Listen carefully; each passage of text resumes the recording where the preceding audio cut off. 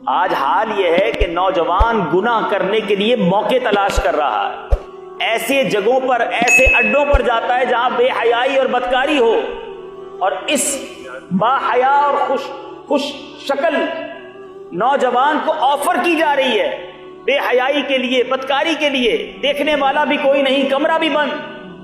مگر اس نوجوان کو خوف خدا کیسا تھا۔ میرے والد صاحب سے کسی نے کہا اسے بازار میں بٹھاؤ تاکہ لوگوں سے گھل مل جائے اور اس کی حیا کچھ کم ہو۔ چنانچہ مجھے کپڑا بیچنے والے تاجر کی دکان پر بٹھا دیا گیا۔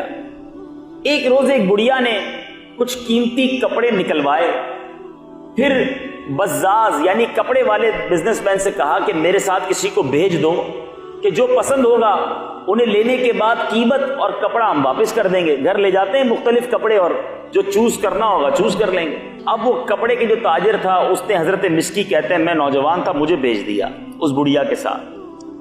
میں بڑھیا کے ساتھ جب گیا تو وہ مجھے ایک عظیم و شان محل میں لے آئی، اور اس میں ایک بڑا ہی بہت ہی ڈیکوریٹڈ آراستہ کمرہ تھا۔ میں وہاں چلا گیا، کیا دیکھتا ہوں کہ زیورات سے آراستہ خوش لباس ایک جوان لڑکی تخت پر بچھے ہوئے قالین پر بیٹھی ہے۔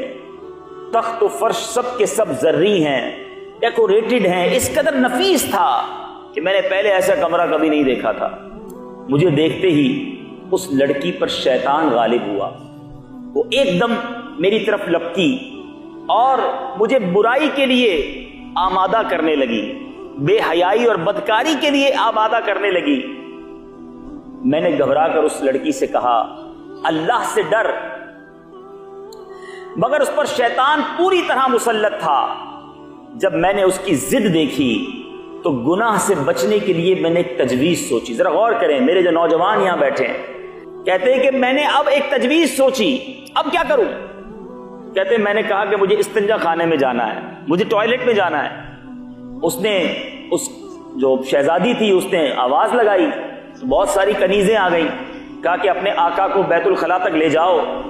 میں اس ٹوائلٹ میں جب جاتا ہوں تو وہاں جا کر مجھے کوئی بھاگنے کی راہ نظر نہیں آئی کہ میں کیسے نکلوں گا۔ اب میں اس عورت کے ساتھ بدکاری نہیں کرنا چاہتا تھا، اپنے رب سے ڈر بھی لگ رہا تھا، حیا آ رہی تھی، عذاب جہنم کا خوف تھا، اب کرتا کیا؟ کہتے مجھے ایک ہی راستہ نظر آیا، وہ یہ کہ میں نے استنجا خانے کی نجاست جو ہے وہ اپنے منہ پر مل لی، اپنے کپڑوں پر مل لی، اور جب خوب آنکھیں نکال کر میں باہر آیا ان لوگوں کنیزوں کو ڈرانے لگا تو وہ سارے گھر والے مجھے پاگل سمجھنے لگے کہ یہ کون ہے جو اپنے جسم پر، اپنے منہ پر استنجا خانے کی غلاظت لگا رہا ہے۔ اب جناب انہوں نے اسے باندھ کر مار مار کر محل کے باہر پھینک دیا۔ وہ نوجوان کہتا ہے کہ جب یقین ہو گیا کہ سب چلے گئے، میں نے اپنے کپڑے اور بدن کو دھویا، پاک کر لیا، اپنے گھر چلا گیا۔ یہ بات میں نے کسی کو نہ بتائی، لیکن رات جب میں خواب میں سویا تو کیا دیکھا کہ کسی کہنے والے نے کہہ رہا ہے، کوئی آواز آئی مجھے کہ تم کو حضرت سیدنا یوسف علیہ نبینا علیہ الصلوۃ والسلام سے کیا ہی خوب مناسبت ہے، اور کہتا ہے کیا تم مجھے جانتے ہو؟ میں نے کہا نہیں۔ تو انہوں نے کہا کہ میں جبرائیل ہوں۔ حضرت جبرائیل علیہ الصلوۃ والسلام تشریف لائے۔ اس کے بعد انہوں نے میرے منہ اور جسم پر اپنا ہاتھ پھیر دیا، اسی وقت سے میرے جسم سے مشک کی بہترین خوشبو آنے لگی۔ یہ حضرت سیدنا جبرائیل علیہ السلام کے مبارک ہاتھ کی خوشبو کا اثر ہے۔ میٹھے میٹھے اسلامی بھائیوں ذرا غور کیجئے، ایک وہ لوگ تھے کہ جنہیں گناہ کرنے کا موقع ملا، بدکاری اور بے حیائی کا موقع ملا، دروازہ بھی بند تھا، کوئی دیکھنے والا نہ تھا، مگر ان کے دل میں یہ خیال راسخ تھا کہ اللہ دیکھ رہا ہے، میرا رب مجھے دیکھ رہا ہے۔ اور آج ہم ہیں کہ آج ہمیں یہ معلوم ہے کہ رب دیکھ رہا ہے، مگر ہم گناہ سے باز نہیں آتے، ہم بے حیائی سے باز نہیں آتے۔ یاد رکھیں میٹھے اسلامی بھائیوں، حیا یہ ایمان کا شعبہ ہے، حیا یہ مسلمان کا زیور ہے، مگر آج جس قدر بے حیائی عام ہوتی جا رہی ہے، آج لوگ بے حیائی کو کچھ سمجھتے ہی نہیں ہیں۔ مرد و عورت کے گفتگو کرنا، دوستی کرنا، ایک دوسرے سے ملاقات کرنا، فلمیں، ڈرامے، گانے، باجے، اس طرح کے معاملات، شادی کے فنکشنز، آج یہ مخلوط تفریح گاہیں، یہ ہماری حیا کا جنازہ نکال رہی ہے۔ سیدنا عثمان غنی رضی اللہ تعالیٰ عنہ کتنے باحیا تھے. آپ نے جمعے کے خطبے میں ایک لقب سنا ہوگا، کامل الحیاء والایمان، یعنی وہ شخصیت جو حیا اور ایمان میں کامل تھے. کیسے کامل تھے کہ ایک بار سرکار دو عالم صلی اللہ تعالی علیہ وسلم اپنے گھر میں تشریف فرما تھے. ایک چادر آپ نے اوڑھی ہوئی تھی اور ریلیکسنگ موڈ جو ہوتا ہے انسان کا، پیر وغیرہ لمبے کر کے، پیارے آقا علیہ الصلوۃ والسلام اس ایک ریلیکسنگ حالت میں تشریف فرما تھے. حضرت ابوبکر صدیق رضی اللہ تعالیٰ عنہ آئے، پیارے آقا سے انہوں نے گفتگو بھی کی، نبی پاک نے جواب بھی ارشاد فرمایا. تھوڑی دیر ہوئی تو حضرت عمر فاروق تشریف لائے. پیارے آقا اسی حالت میں رہے اور سلام دعا بھی ہوئی، بات چیت بھی ہوئی. پھر حضرت عثمان غنی رضی اللہ تعالیٰ عنہ آئے، نبی پاک بیٹھ گئے، اپنی چادر کو تبدیل کیا. حضرت عائشہ صدیقہ رضی اللہ تعالیٰ عنہ عرض کرتی، حضور حضرت ابوبکر صدیق آئے آپ ویسے ہی رہے، حضرت عمر فاروق آئے آپ اسی حالت میں رہے، حضرت عثمان غنی آئے آپ نے اپنے لباس کو مزید بہتر کیا، اس کی کیا وجہ ہے؟ ارشاد فرمایا کہ میں اس سے حیا کیوں نہ کروں جس سے فرشتے حیا کرتے ہیں. اللہ عز و جل کے فرشتے بھی حیا کرتے ہیں. آپ فرماتے ہیں کہ عثمان بہت حیادار شخص ہے، اگر میں اسے اسی حال میں اجازت دے دیتا تو یہ اندیشہ تھا کہ اس کی ضرورت پوری نہ ہوتی، یعنی وہ بغیر بات چیت کیے واپس چلے جاتے. میٹھے میٹھے اسلامی بھائیوں، یہ ہیں ہمارے اسلاف، یہ ہے ان کی حیا. حضرت عبداللہ بن عامر بن ربیعہ رضی اللہ عنہ فرماتے ہیں کہ ہم محاصرے کے دن، جب حضرت عثمان غنی کا شہادت سے پہلے محاصرہ ہوا، کہتے ہیں حضرت عثمان غنی رضی اللہ عنہ کے پاس تھے. آپ نے فرمایا اللہ عز و جل کی قسم، میں نے نہ تو زمانہ جاہلیت میں کبھی بدکاری کی اور نہ ہی اسلام قبول کرنے کے بعد، بلکہ اسلام قبول کرنے کے بعد میری حیا میں مزید اضافہ ہوا. اسلام لانے سے پہلے بھی آپ با حیا ہیں، اسلام لانے کے بعد حیا میں اضافہ ہو رہا ہے. مگر آج ہمارا حال کیا ہے؟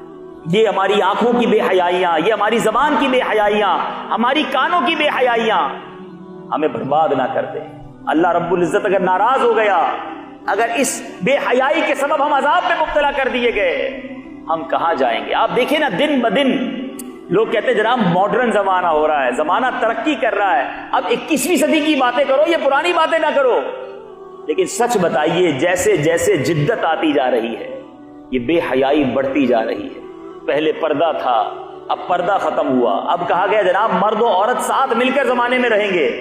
عورت کو بازار میں لایا گیا اور پھر نعرہ لگایا گیا لیڈیز فرسٹ، تو عورت کو اور آگے بڑھا دیا گیا. اب کون سا اشتہار ہے جس میں عورت نظر نہیں آتی؟ بندہ جائے تو کہاں جائے؟ مدینے جائے کہ کہیں بھی آنکھیں بچانا مشکل. یعنی مرد کی استعمال کی کوئی پروڈکٹ بھی ہے تو اس میں بھی عورت کو اشتہار میں دکھایا جاتا ہے. یہ کیوں ہو رہا ہے؟ عورت کو کھلونا بنایا جا رہا ہے اور یہ نادان عورتیں سمجھتی ہیں ہمیں ترقی مل رہی ہے. عورت اس لیے نہیں، عورت کا مطلب ہی ستر یعنی چھپانے کی چیز ہے.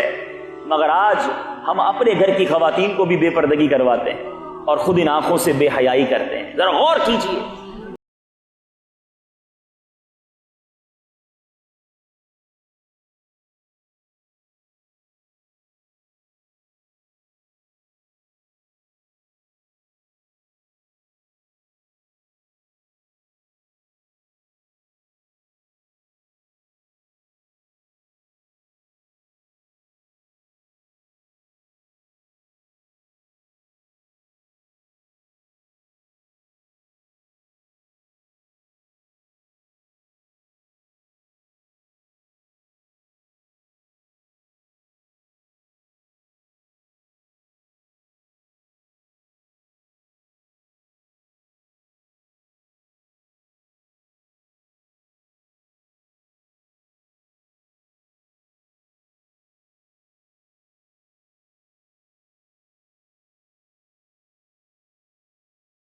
محتشم صلی اللہ تعالی علیہ وسلم اس سے بھی زیادہ شرمیلے تھے جیسے کنواری لڑکی اپنے پردے میں شرمیلی ہوتی ہے.